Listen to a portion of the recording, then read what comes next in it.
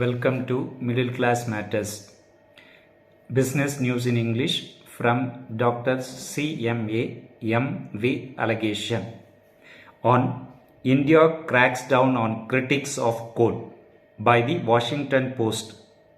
Democracy dies in darkness. This is part 2 of the series. Part 2 and final part of the series. Foreign conspiracies. India's Prime Minister has long been wary of non-governmental organizations including environmental groups. In 2006, Modi, Narendra, the then Chief Minister of Gujarat's state, spoke at a book launch in New Delhi, office of his Bharatiya Janata Party, and warned about the conspiracy of foreign-backed non-profits undermining India. Funds are obtained from abroad, an NGO is set up, a few articles are commissioned, a PR firm is recruited, and slowly, with the help of the media, an image is created, Mr. Narendra said. And then awards are procured from foreign countries to enhance this image. Such a vicious cycle.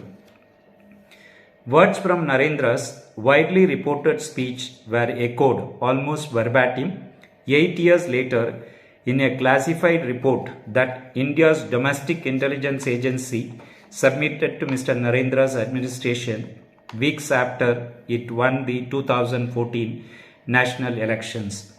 In its 21-page assessment, India's Intelligence Bureau reported that non-profits such as Greenpeace, Amnesty International, and Action Aid cleverly disguise themselves as rights-focused organizations but are in fact tools for the strategic foreign policy interests of Western governments to stall Indian development. All told, these Western forces shaved as much as 2 to 3% of annual growth of gross domestic product, the report estimated. After the intelligence report appeared in Indian newspapers and was later uploaded to the internet, where it remains widely available, the Narendra government ordered a Delhi police probe into the leak. Then it announced a flurry of new measures. Foreign contributions from Greenpeace International and the US-based Climate Works Foundation to Indian organizations were restricted. Immigration officials barred an Indian Greenpeace campaigner from flying to Britain, where she was scheduled to speak before Parliament against a coal mine in India. The government froze bank accounts belonging to Greenpeace and a Sierra Club, forcing the groups to sharply cut back operations in India, and briefly placed the Ford Foundation on a watch list as a threat to Indian national security. Under pressure from the government, Amnesty finally closed its Indian office in 2020. Atutosh Varshanev, a political scientist at Brown University, said that during the 1970s, when anti-American sentiment peaked over US support for rival Pakistan, Indian leaders often decried the Ford Foundation and the Asia Foundation as tools of US intelligence agencies used to undermine India. And yet US-India relations soar today. Mr. Narendra is harsher toward Western non-profits than any previous Indian leader, Varshanev said. The Prime Minister has never addressed any of the closures or funding restrictions. Mr. Narendra is confident that Western governments will not support their NGOs because Washington needs Delhi, Varshanev said. It's again a function of geopolitics. He is in a very sweet spot because of the rise of China. Clearing forest. In September, tax officials simultaneously raided the offices of CPR think tank, the legal research non-profit Life, and Sridhar's Environics Trust. At CPR, more than a dozen officials and armed police officers confiscated computers and phones and sealed the building, locking some employees inside the rooms, according to 3 people who were present.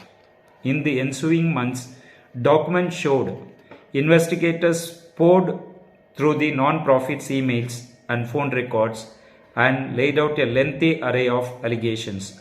The government cited the allegations as the basis for administrative actions that seemed designed to cripple the non-profits.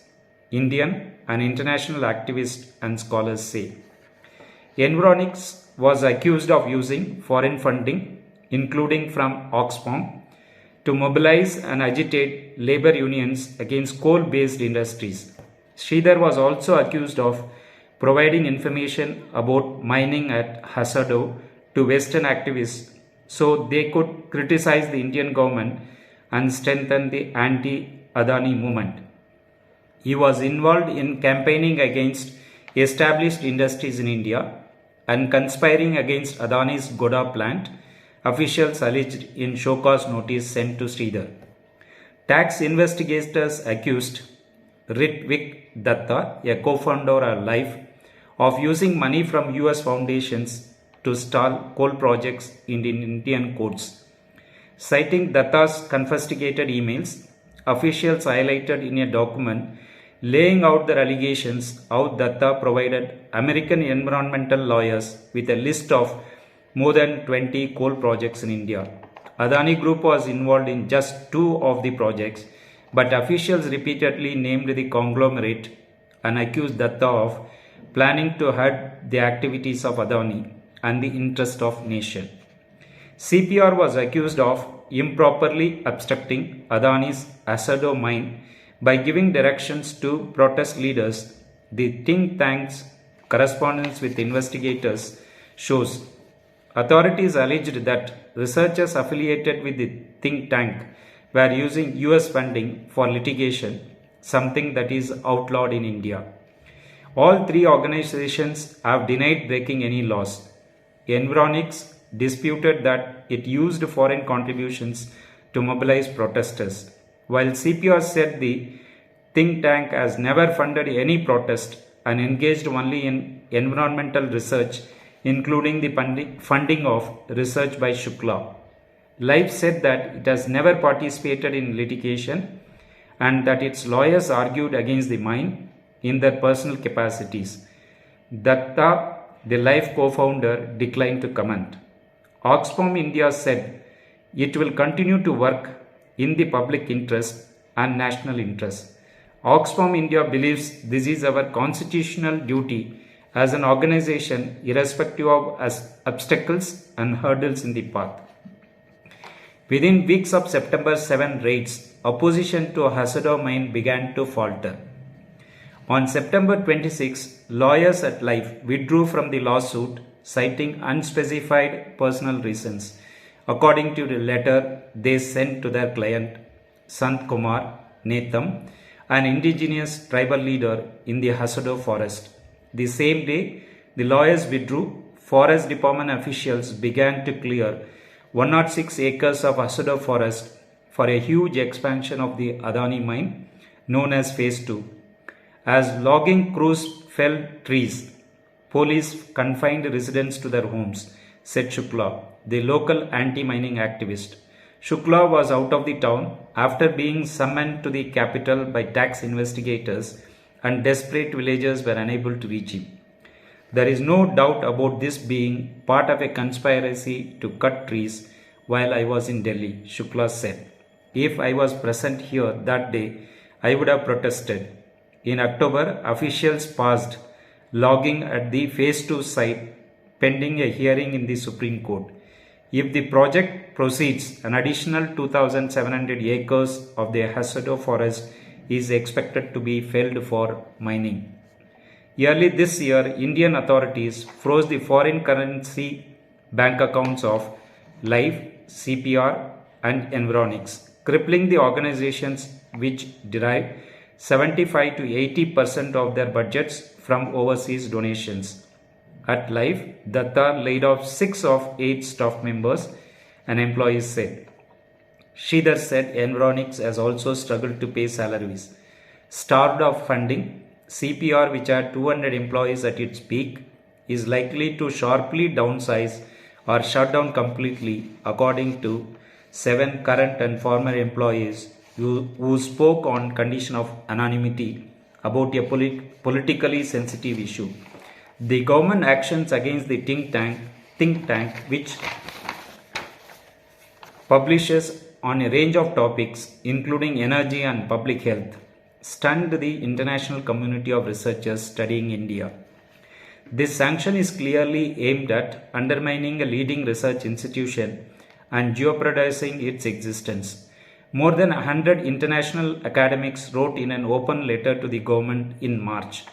It also sets a dangerous precedent that will impair the pursuit of research and independent judgment in the country.